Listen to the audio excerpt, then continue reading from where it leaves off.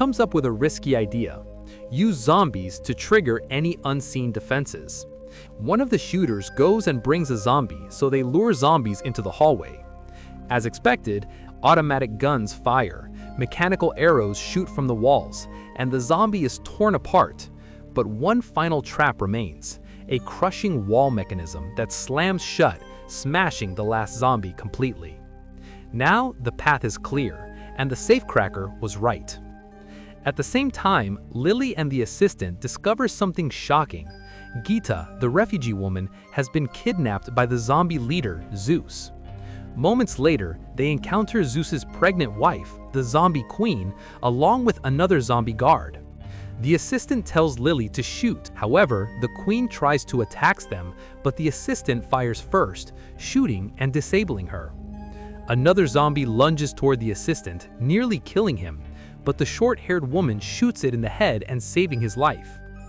Then, in a ruthless move, the assistant cuts off the queen's head and places it inside his bag. After seeing this, the short-haired woman immediately realizes the consequences. She warns him killing the queen was a terrible mistake. The zombies will never forgive this. Now, they won't just defend their territory, they will hunt them. Later, the scene shifts. Suddenly, an emergency broadcast announces that Las Vegas will be bombed in 1.5 hours. A missile strike is coming. The entire city, including the casino, will be wiped out. The team is shocked. They still haven't secured the money. On top of that, the pilot radios in with more bad news. The helicopter is damaged, and she doesn't know how long repairs will take. She promises she's doing her best. As time is slipping away, Scott orders everyone to move faster. The team regroups at the vault. The genius safecracker finally unlocks it. The massive door slowly opens up, revealing stacks of cash inside. They immediately start filling their bags with as much money as possible, but at that exact moment, Zeus discovers his wife's lifeless body and breaks down in tears.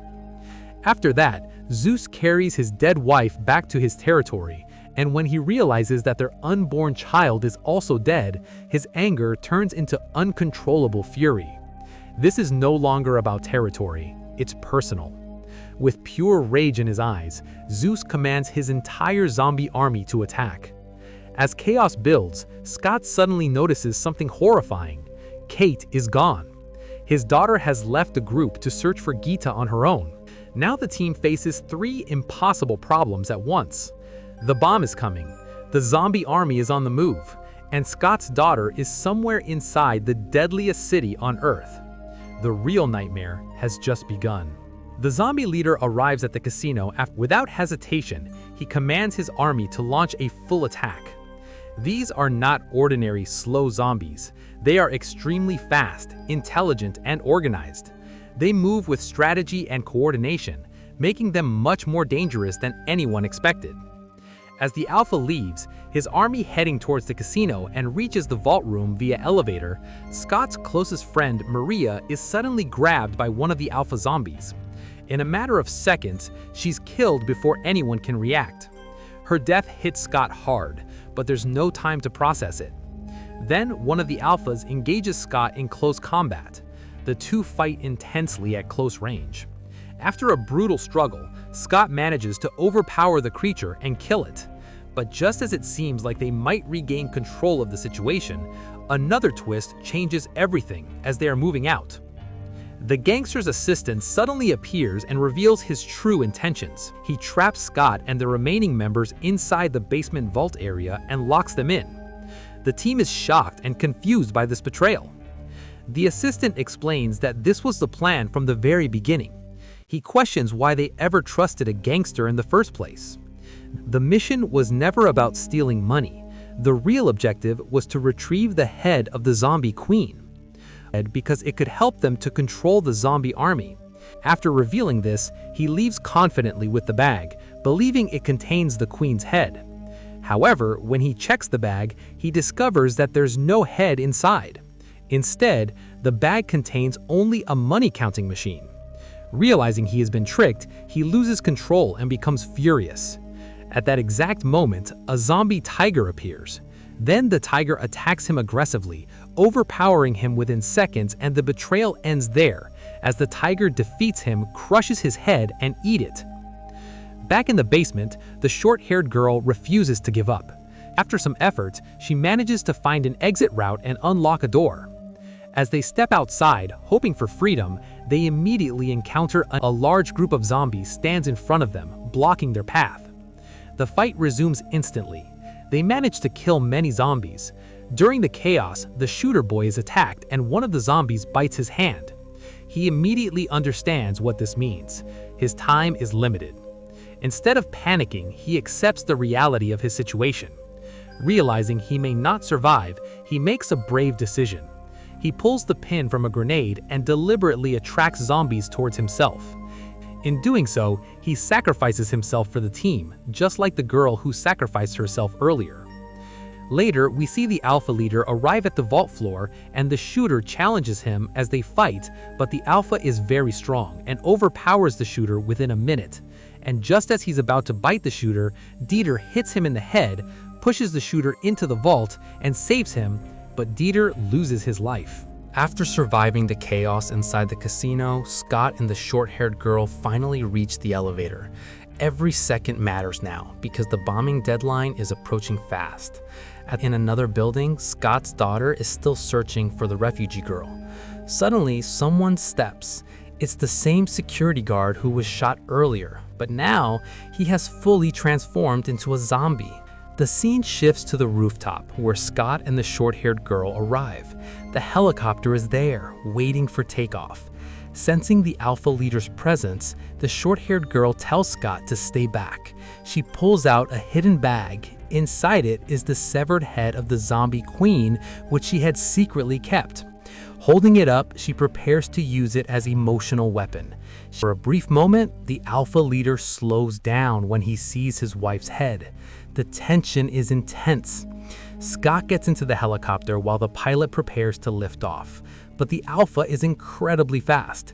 The moment when Lily is distracted, the Alpha leader seizes the opportunity and attacks the short-haired girl. His speed gives her no chance to defend herself. He kills her on the rooftop. Before dying, she throws the zombie queen's head off the building. The head falls from the rooftop and is crushed on the ground below. Because the queen's head was still alive, if it had been reattached to her body, she might have been revived. By destroying it completely, the short-haired girl ensures that the queen can never return. Inside the helicopter, Scott tells the pilot something unexpected. They didn't even bring the money. He explains the gangsters' true plan and how they were used from the beginning. Then another realization hits him. His daughter is missing. Without hesitation, he decides he has to go back for her. Meanwhile, inside the collapsing city, Scott's daughter finally finds and rescues the refugee girl. But the infected security guard is still one of the refugee girls. The situation becomes deadly. However, Scott's daughter proves her courage and manages to kill the zombie guard. Just when it seems like things cannot get worse, the zombie leader suddenly appears again. This time with his remaining soldiers. They rush forward and target Scott's daughter. But she is not helpless and fires with precision, taking down every zombie that charges at her. Then she aims directly at the leader's head and pulls the trigger. But nothing happens because the bullet hits his metal mask and it protects him completely. Scott and the female pilot arrive at the scene, and Scott immediately searches for his daughter, fearing he has lost her. The leader nearly kills him in the chaos, but Scott manages to reach his daughter in time and save her. Without wasting a second, they escape together. Scott, his daughter, and the girl from the refugee camp running towards a rooftop for their final chance to survive. But within seconds, the zombie leader also arrives and makes one last terrifying move. He leaps onto the helicopter. A brutal fight begins between Scott and the leader as the helicopter struggles in the air. They punch and struggle violently. During the fight, the leader bites on Scott's shoulder and ripped his muscle. His gun is knocked far away, sliding out of reach. In a desperate moment, Scott gathers all his strength, reaches for the gun and fires directly at the leader's head at close range. This time, the shot works. During the fight, the female pilot has been shot. Even while bleeding and in pain, she keeps flying the helicopter, trying to take them out of the blast zone. As they rise into the sky, a missile streaks toward Las Vegas. Moments later, the explosion begins and the shockwave damages their helicopter mid-air and crashes on the ground. The innocent pilot dies from her injuries. The refugee camp girl also loses her life. Scott is badly wounded. Only his daughter survives the crash. She crawls toward her father, tears in her eyes. She apologizes for everything, for ignoring him, for blaming him all these years because he shot her mother. She finally understands. Scott gently responds, telling her not to talk like that. Then he reveals something. He managed to secure some of the money. He gives it all to her, saying he has no use for it anymore. But his condition keeps getting worse. He knows what is coming. In the most heartbreaking moment of the film, he asks his daughter to shoot him. Through tears and unbearable pain, his daughter pulls the trigger. She finally understands why her father once shot her mother. Rescue teams arrive and take Scott's daughter away from the ruined city.